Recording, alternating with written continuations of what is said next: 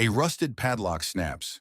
The door groans open, and inside, in perfect rows stretching into darkness, 5,000 ghosts of World War II wait in silence. This isn't a museum. This isn't a memorial. This is the largest military discovery of the 21st century, hidden beneath Syrian sand for 8 decades. And what these rifles reveal about the war we thought we knew will change everything. Picture this. March 2023. A dust storm clears over the Palmyra region of central Syria. A team of surveyors working for a UNESCO preservation project notices something unusual: ground subsidence near ancient Roman ruins. What they assume is structural damage from recent conflicts turns out to be something far more extraordinary. Beneath a collapsed section of earth, concrete, modern concrete, out of place by 2,000 years. When they finally breach the entrance 3 weeks later, what they find stops them cold. An underground facility the size of an aircraft hangar, and inside crate after crate of World War II rifles, preserved as if the war ended yesterday. The first person to step inside was Dr. Amira Khalil, a Syrian archaeologist specializing in conflict archaeology. She described the moment in an interview that sent the historical community into overdrive. The air was dry, almost sterile, temperature controlled even after all these years. The crates were stacked with military precision, labeled in multiple languages: English, German, Russian, French, Arabic. It was like discovering a time capsule, except this capsule was filled with weapons capable of firing today. The sheer scale was overwhelming. 5,000 rifles, not rusted relics, not decayed antiques, combat-ready firearms from the deadliest war in human history. Let's break down what was actually found because the specifics matter. Approximately 1,800 M1 Garand rifles, the standard American infantry weapon that General Patton called the greatest battle implement ever devised. 1,200 Lee Enfield No. 4 rifles, the backbone of British and Commonwealth forces. Nearly 2,000 Mosin Nagant rifles in various configurations, Soviet workhorses that armed the Red Army through its darkest hours. And perhaps most puzzling, over 1,000 German Karabiner 98K rifles, the Mauser-designed weapon that equipped Wehrmacht soldiers across every theater of war. These weren't random battlefield pickups. They were organized by type, caliber, and nation of origin. Someone curated this collection with purpose. The preservation tells its own story. Each rifle was coated in thick cosmoline, a petroleum-based rust preventative used by militaries worldwide. The wooden stocks showed no signs of rot or insect damage. Barrels were plugged and sealed. Even the original packing materials, wax paper and straw, remained intact. Forensic examination revealed something even more remarkable. These weapons had been maintained, not just stored and forgotten, but regularly inspected and represerved. Chemical analysis of the cosmoline showed multiple applications over decades. Someone had been taking care of this arsenal long after World War II ended. The question that haunts every investigator is simple and terrifying. Why? To understand how 5,000 World War II rifles ended up in Syria, we need to rewind to 1941. Syria at that time was under Vichy French control, aligned with Nazi Germany after France's defeat. The region was a powder keg. British forces controlled Palestine and Iraq. German influence was spreading through sympathetic regimes, and the Soviets were pushing south toward warm water ports and oil fields. Into this chaos, weapons flowed like water. Official shipments, covert deliveries, black market sales. The Middle East became a dumping ground and a marketplace for arms from every combatant nation. Operation Exporter, launched in June 1941, saw British and Free French forces invade Syria and Lebanon to prevent Axis powers from establishing bases. The campaign lasted 5 weeks and resulted in Vichy surrender. But here's what history books skim over. In those 5 weeks, enormous quantities of weapons disappeared.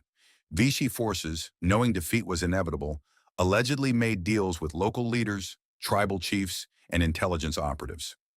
Weapons were currency, insurance, power for a post-war world everyone knew was coming, but nobody could predict. American intelligence, specifically the Office of Strategic Services, was deeply involved in the region throughout the war. Declassified documents from the National Archives reveal covert operations to arm resistance groups, establish supply caches, and prepare for potential Soviet expansion after the war. Some of these operations were logged and tracked. Others existed only in the memories of the men who carried them out.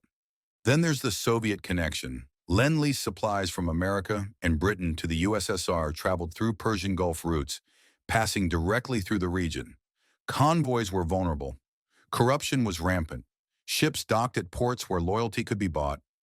It's estimated that up to 5% of Lend-Lease materials never reached their intended destinations.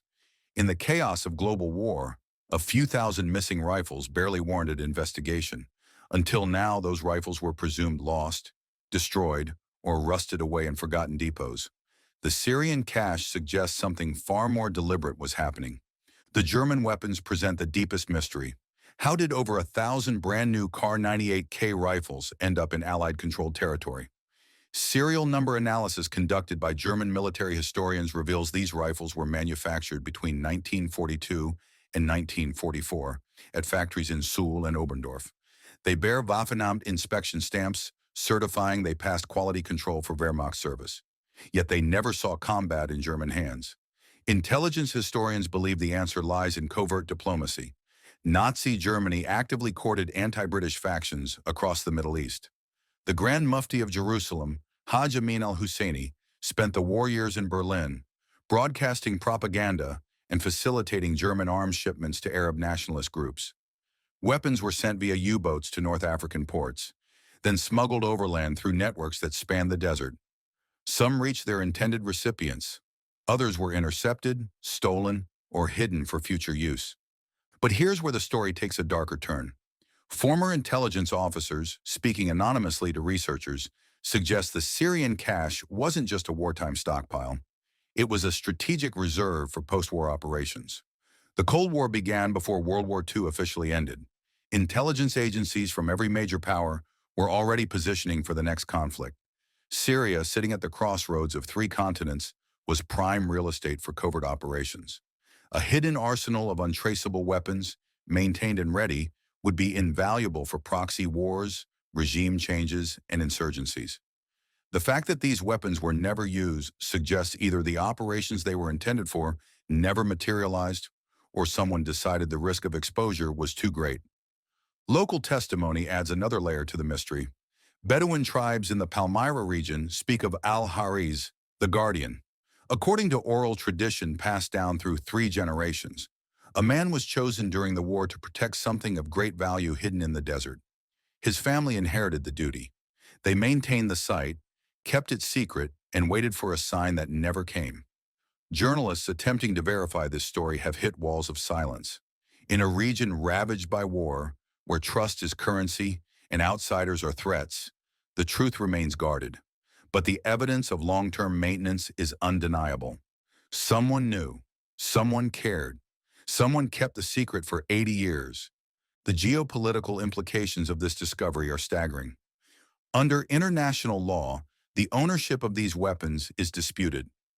Syria claims them as artifacts found within its borders. The United States has filed a claim based on the American rifles' serial numbers and manufacturing records.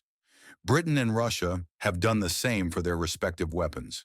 Germany has expressed interest in repatriating the Kar 98K rifles for historical study. Meanwhile, international arms control experts warn of a different danger. 5,000 functional rifles in a conflict zone represent opportunity for militant groups. Despite the site being under armed guard, attempts to breach security have already been reported. In the wrong hands, these weapons could fuel violence for years. The forensic analysis continues to yield surprises. Ballistics tests conducted at a secure military facility show these rifles perform as well as modern reproductions. An M1 Garand test fired in May 2023 achieved groupings comparable to the day it left Springfield Armory in 1943. Metallurgical analysis reveals steel quality superior to many modern civilian firearms. These aren't antiques, they're weapons. And that distinction matters. Museums worldwide have expressed interest in acquiring specimens for their collections. But governments are hesitant.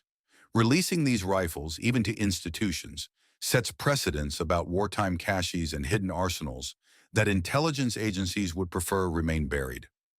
Ground-penetrating radar surveys of the site revealed something that has officials truly concerned. The warehouse is part of a larger complex. Additional chambers extend deeper underground, sealed behind reinforced doors that have resisted all attempts to open them non-destructively. What else is down there? More weapons, ammunition, documents, gold? The Syrian government has classified the deeper sections as restricted military zones. Access is forbidden. Speculation runs wild. Some researchers believe this could be one of multiple caches, a network of hidden depots established across the Middle East during the war.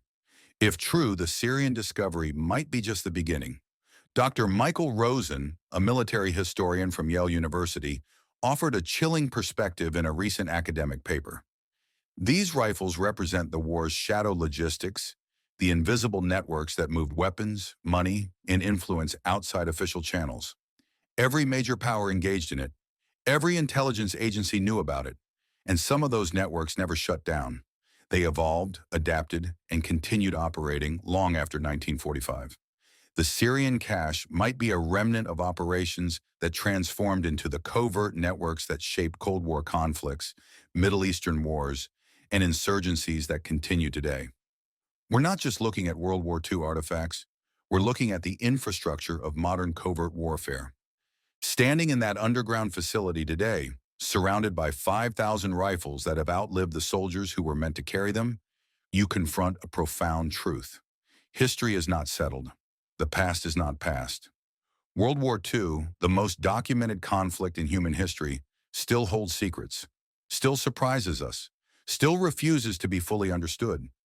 These rifles were hidden for a reason, preserved with care for a purpose, and that purpose, whatever it was, deemed secrecy more important than use. 8 decades later, we're left with questions that may never be fully answered. Who ordered this cache created? Who maintained it across generations? What were these weapons waiting for? And how many other secrets remain buried in deserts, jungles, and mountains around the world? The largest military discovery of the century has given us 5,000 rifles and infinite mystery. As researchers continue analyzing every serial number, every manufacturing mark, every chemical trace, the story deepens rather than clarifies. Governments remain tight-lipped. Intelligence agencies deny knowledge. And somewhere, perhaps, the descendants of those who built this arsenal watch the news and say nothing. Because some secrets are meant to stay buried. Some questions are too dangerous to answer. And some weapons, it seems, were never meant to be fired. Only to wait, to witness, to remind us that the wars we think we know often have chapters we've never read. What do you think this cache was really for? Who built it, and why has it remained hidden for so long? Share your theories in the comments, because this mystery is far from solved. And if you want to explore more hidden histories that challenge everything we thought we knew, hit that subscribe button. The past has more secrets to reveal, and we're just getting started.